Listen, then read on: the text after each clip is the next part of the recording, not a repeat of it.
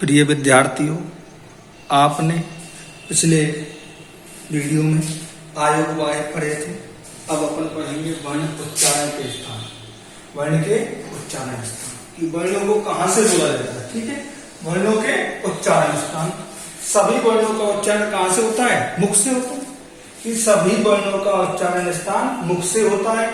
उच्चारण में मुख के जिस अवयव की सहायता ली जाती है, जिस अवयव की, जिस अंग की, मतलब अवयव की कहेंगे इसको। ठीक है, कि अवयव की सहायता ली जाती है उसे उच्चारण स्थान कहते हैं।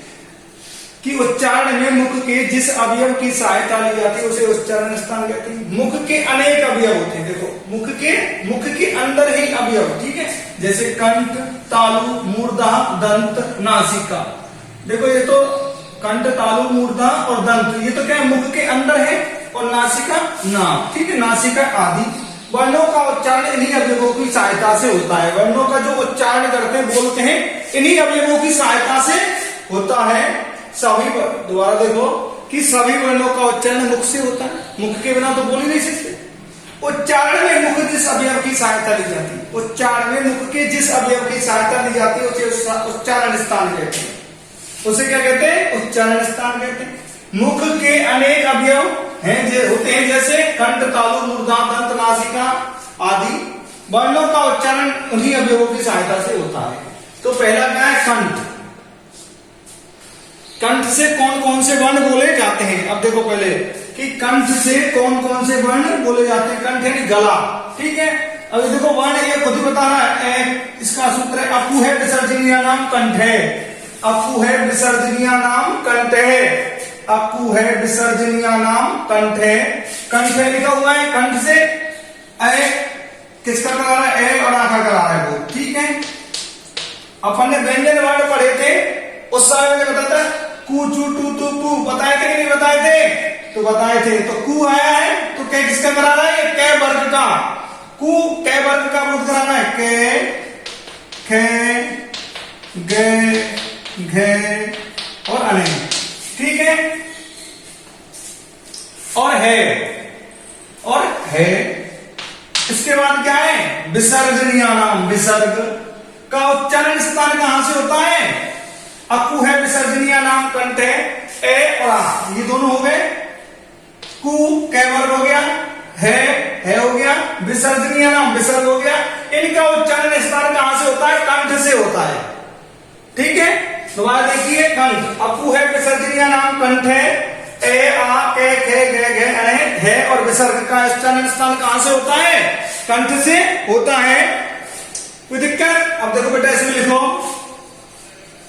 2 मिनट। अर्थात लिखा हुआ है, इसके नीचे अंडरलाइन कर देना बेटा। ये सूत्र है, अपू है विसर्जनीय नाम कंठ है। कि यदि आप ध्यान दोगे तो इससे आप क्या कर सकते हो कि पता लगा सकते हो कि कहां से उच्चारण स्थान हो रहा है। ए कै में कै वर्ग हो गया, कु में है हिरण हो गया, और विसर्जनीय नाम विसर्ग नाम है के साथ किनका प्रयोग किया जाता है? कंठ का उच्चारण स्थान का की रानी पढ़ते हैं अपन। कहां पढ़ते हैं? षष्ठी व्यक्ति के बहुवचन में नहीं, षष्ठी व्यक्ति में पढ़ते हैं। और षष्ठी व्यक्ति का बहुवचन क्या है? ये नाम। ठीक है, का उच्चारण स्थान कहां से होता है? कंठ से। अर्थात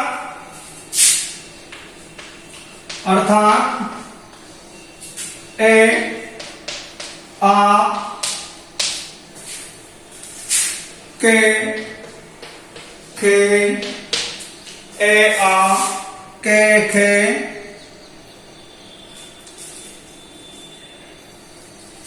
गे, घे, अणे। देखो, इनको अपन क्या कह सकते हैं? कै वर्ग भी कह सकते हैं। कै वर्ग। पीछे लिखो आप, आगे लिख करके कोष्टक में कै वर्ग।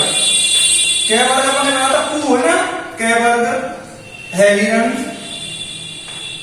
मतलब है, और विसर्ग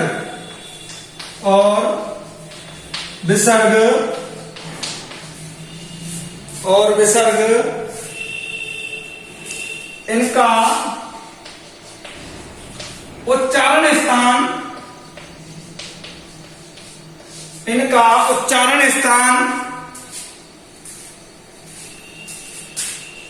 कंठ उच्चारण स्थान कंठ है,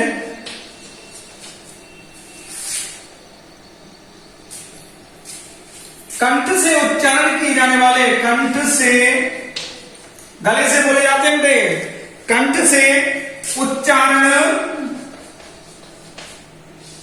किए जाने वाले, उच्चारण किए जाने वाले वर्ण, किए जाने वाले वर्ण कंठे क्या कहलाते हैं? कंठे कहलाते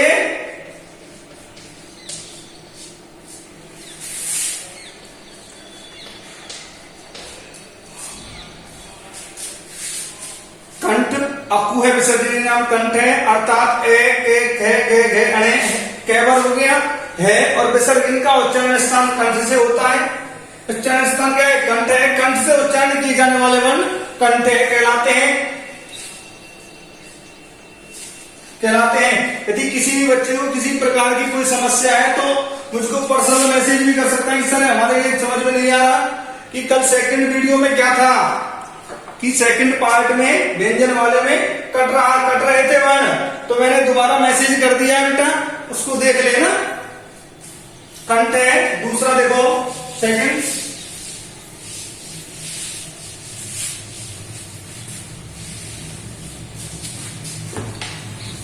सेकंड है तालु।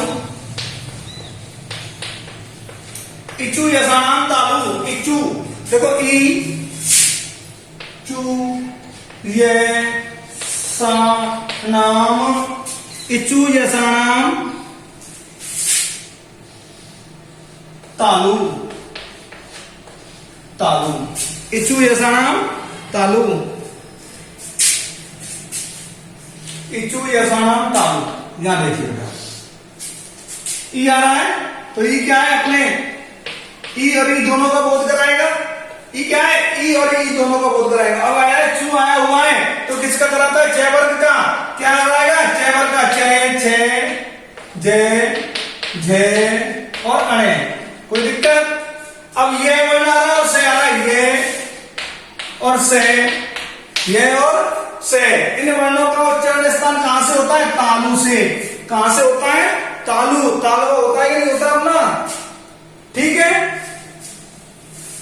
ई चे छे जे जे अणे ये और से, इन वर्णों का उच्चारण स्थान कहां से होता है? तालु से होता है। तो देखिए अर्थात अर्थात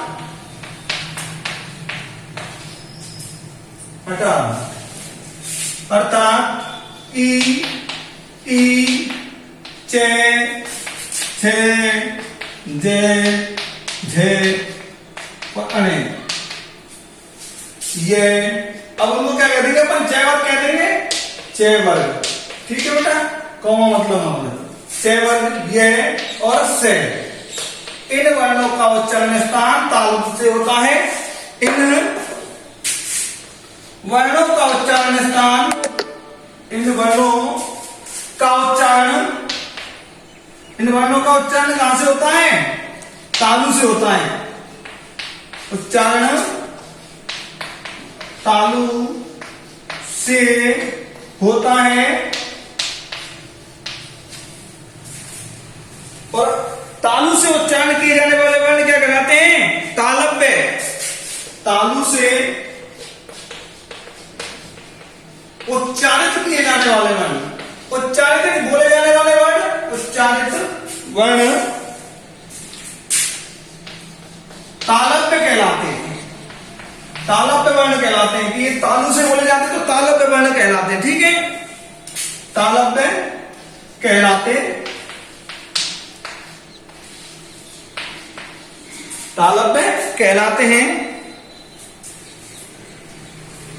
इन वर्णों का उच्चारण स्थान, इन वर्णों का उच्चारण करते समय जीभ क्या है? तालु को स्पर्श करती है। इन वर्णों का जो उच्चारण करती है, जो अपनी जीभ ही क्या करती है? तालु का स्पर्श करती है। चे ऊपर जाती है। ठीक है, ऊपर तालु को स्पर्श करती है। ठीक है, इन वर्णों का उच्चारण करते समय, इन वर्णों का उच्चारण करते समय जीभ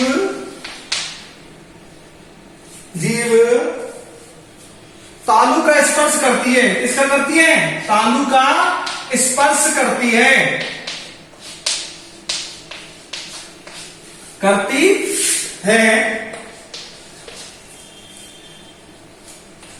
तालु का स्पर्श करती है। कोई दिक्कत किसी को बेटा? चलो आगे आ जाओ। तीसरा है मूर्धा। तीसरा क्या है? मूर्धा।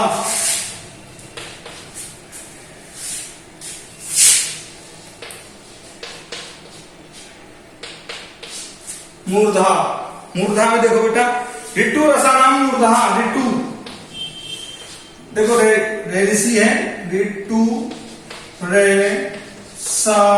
नाम, ऋतु रसा नाम, देखो मूर्धा।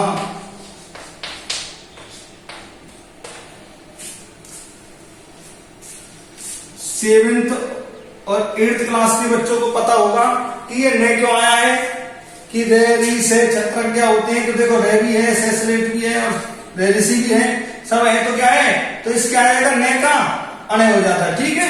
ऋतु रसानाम मूर्धा अर्थात वर्णों को लिखो इसको कि दो तो री है, री, ठीक है। और 2 में टेवर हो गया, टे ठे डे ढे अणे, और रे रस्सी और से षटकोण, रस्सी और से षटकोण, रे से का उच्चारण स्थान कहां से होता है? ऋतु रसानाम मूर्धा।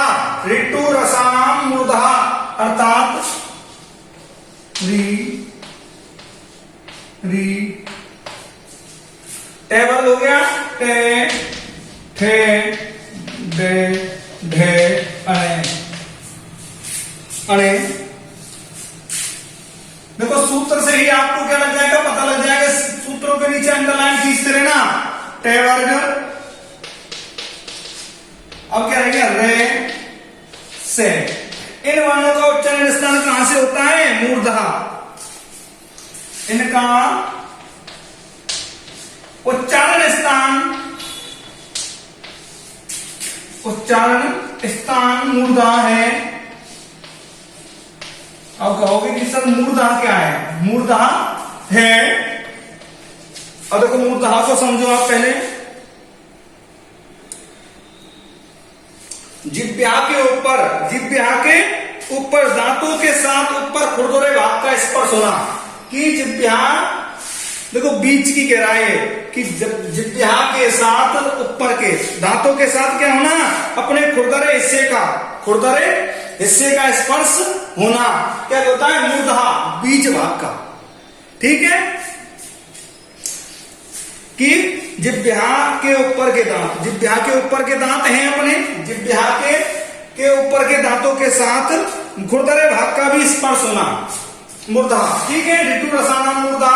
रे री टे ठे डे ढे ने, टे वर्ग, रे और से का उच्चारण स्थान मूर्धा से होता है।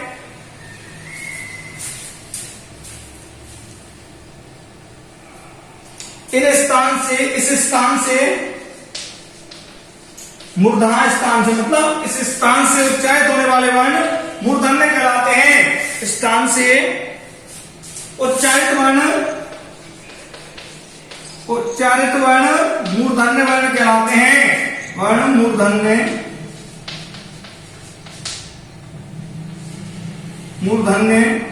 कहलाते हैं।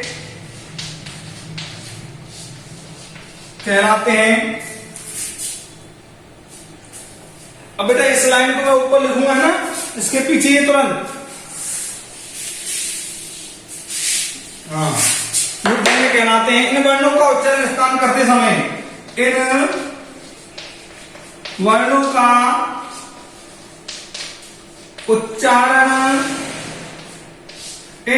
का उच्चारण करते समय आप बोल के भी देख लेना बेटा। उच्चारण करते समय जिह्वा मतलब जीव, जिह्वा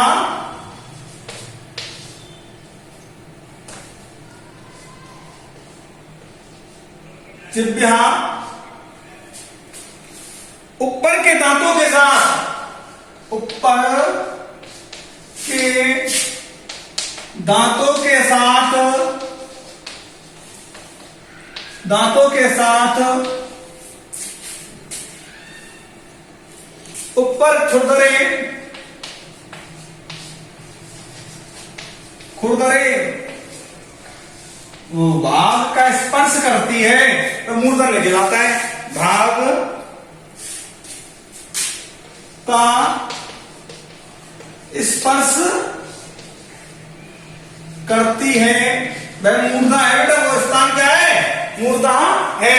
दोबारा देखो, मूर्धा ऋतु रसाना मूर्धा अर्थात रे री री टे टे डे डे ने रे और से, इनका उच्चारण स्थान मूर्धा से होता है।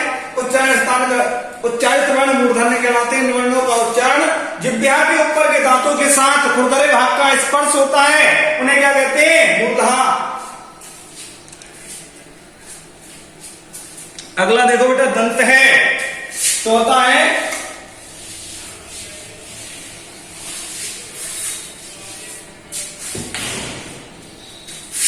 चौथा है दंत है कि दांतों से बोलने वाले वर्ण कौन कौन से? देखो, ऋतु लसानाम दंतः, ऋतु लसानाम सानाम दंत है, दांतों से बोले जाते हैं बेटे। कोई समस्या? लरी तय वर्ग में ले और से का वर्ण उच्चारण स्थान कहां से होता है? दांतों से होता है। देखो लिखो, अर्थात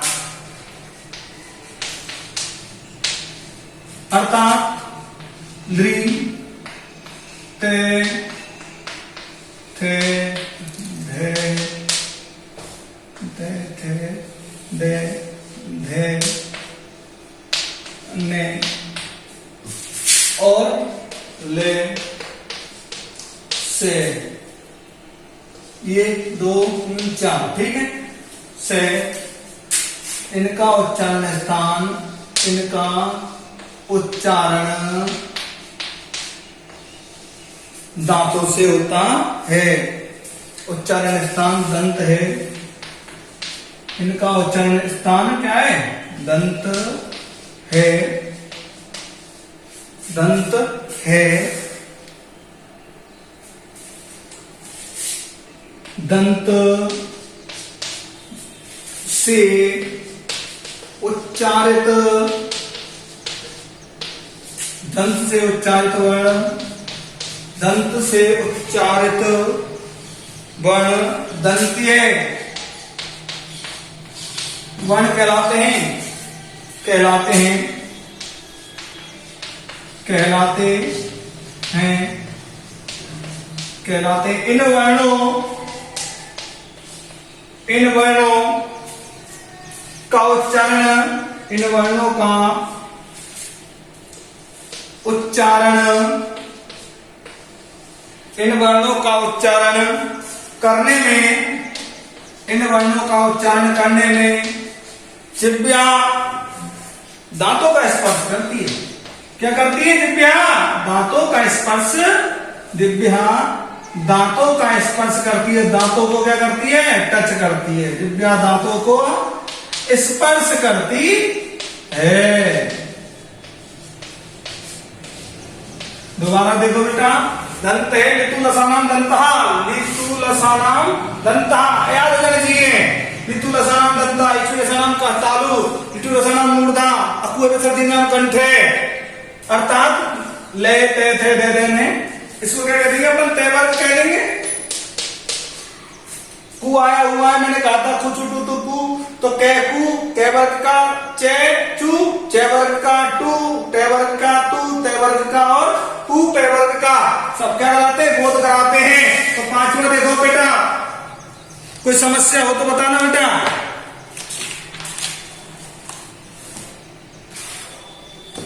ओष्ठ है, 2 मिनट मैं भी देख लूं। चल रही है, चलो। ओष्ठ है ऊपू पैधानिया, देखो पैध है या मैं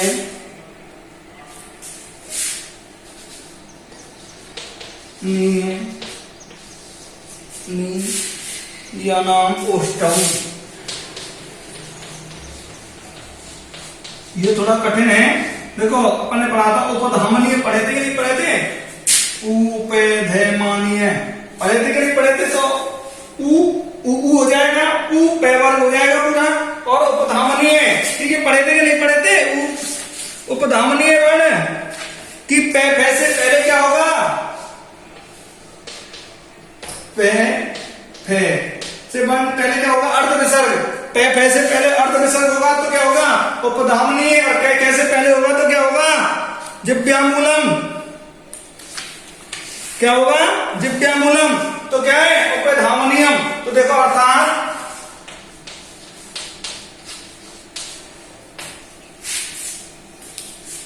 ऊ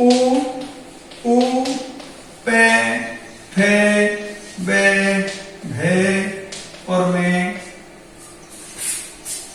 पैवर्ग उपधामनीयम पे है का उच्चारण स्थान का उच्चारण स्थान ओष्ठ है। उच्चारण स्थान ओष्ठ है। ये ओष्ठे कहलाते हैं। ये ओष्ठे कहलाते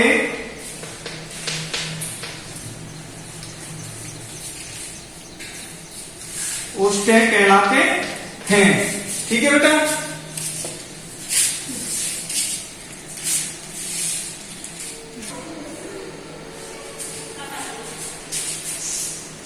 तो ओष्ठे कहलाते हैं। इन वर्णों का उच्चारण स्थान, इन वर्णों का उच्चारण, इन वर्णों का उच्चारण करते समय इन वर्णों का उच्चारण करते समय जिह्वा के माध्यम से, जिह्वा के ऊपर लिख रहा हूं बेटा, जिह्वा के माध्यम से दोनों होठ क्या करते हैं? स्पर्श करते हैं। जिह्वा के माध्यम से दोनों ओष्ठ का मतलब समझ रहे हो? होठ, ठीक है। ओष्ठ आपस में मिलते हैं, आपस में स्पर्श करते हैं, मिलते हैं, आपस में मिलते हैं,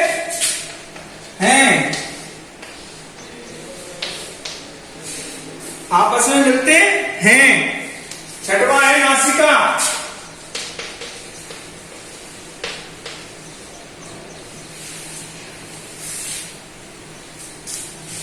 इसमें बेटा देखो क्या है कि पंचम वर्ण होते हैं। पंचम वर्ण पढ़े थे अपने पांचे। देखो क्या है? अने खाली, अने देखो वैसे लिख रहा हूं, ये मैं डंगम, ये मैं, ये मैं, अने ने तथा अनुस्वार, स्वर, अनुस्वार का उच्चारण स्थान नासिका होता है। उच्चारण स्थान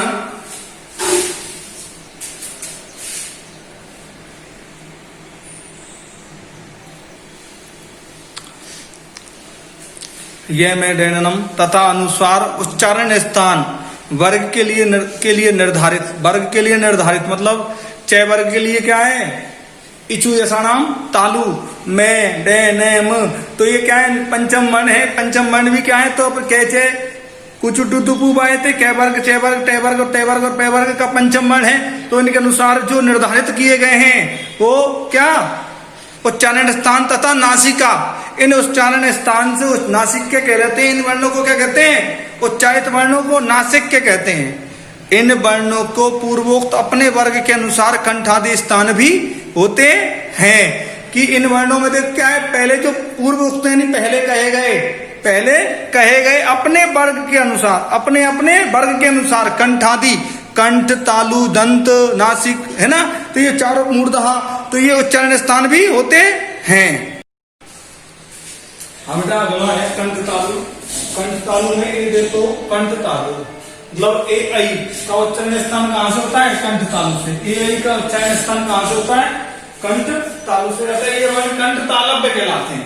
कंठ तालव्य, देखो कंठ और तालु से, देखो ए कहां से होता है, कंठ से, और ई का संयोग कहां से होता है, ई का उच्चारण स्थान तालु से। तो क्या है कि संयोग से ए बनता है और ए और ए के संयोग से क्या बनता है, आई बनता है। तो ऐसे दोनों का उच्चारण क्या हो गया, कंठ और तालु। कंठ और तालु, अप्पु है विसर्जनी नाम कंठ है, इचु ऐसा नाम तालु। तो ए और ई का उच्चारण स्थान कंठ और तालु से। ए और ई का उच्चारण स्थान कहां से होता है, कंठ और तालु से होता है।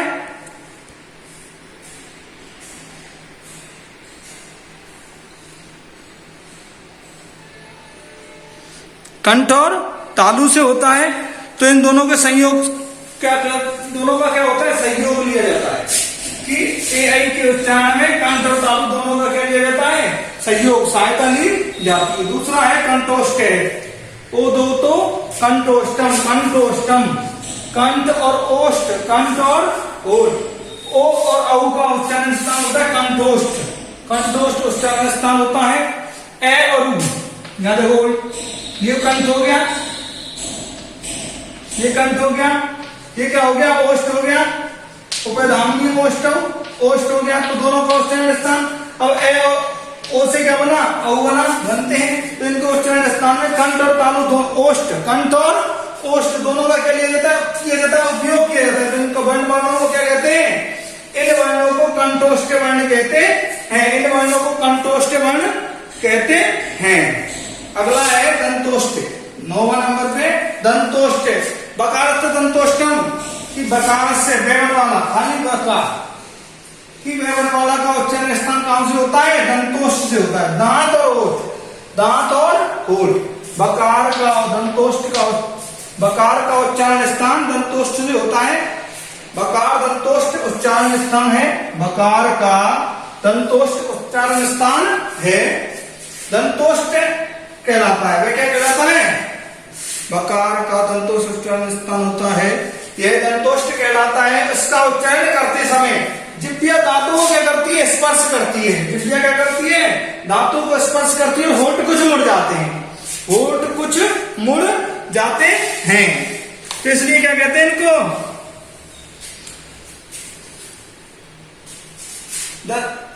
दंतोष्ठ कहते हैं। अगला है बेटा अपना 10वां नंबर पे,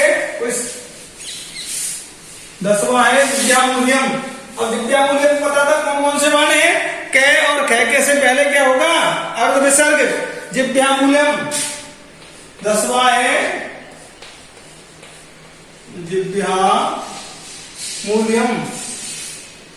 मूलम, मूल, जिह्वा का मूल भाग है जड़। जिह्वामूल्य से, मूल्य से, जिह्वा का मूल भाग, मूल्य से, जिह्वामूलम, जिह्वामूलम,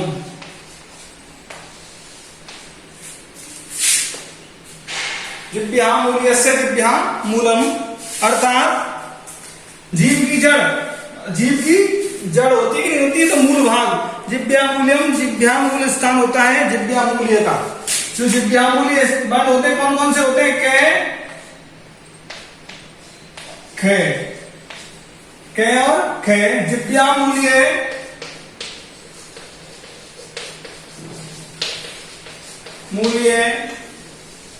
का स्थान क्या होता है? जिह्वामूलम होता है। जिह्वामूल स्थान होता है जिह्वामूल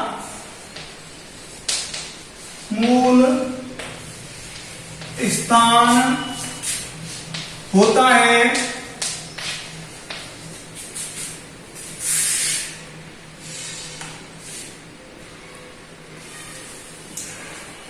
जिह्वामूल स्थान होता है। तो दोबारा देखो, जिह्वामूलम, जिह्वामूल्यस्य, जिह्वामूलम क और ख।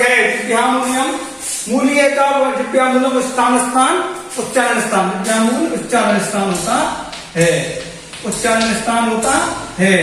तो दिक्कत तो अपने क्या हो गया बेटा? वर्ण परिचय हो चुका है। वर्ण परिचय में क्या पढ़े थे अपन ने? स्वर, व्यंजन, आयोगवाय और उच्चारण स्थान। तो क्या है अपना टॉपिक ये पूरा हो चुका है। ठीक है बेटा, सभी वर्क करें। यदि किसी को कोई समस्या है तो ग्रुप पे लिखिए, आप पर्सनल मैसेज भी कर सकते हैं बेटा। ठीक है बेटा।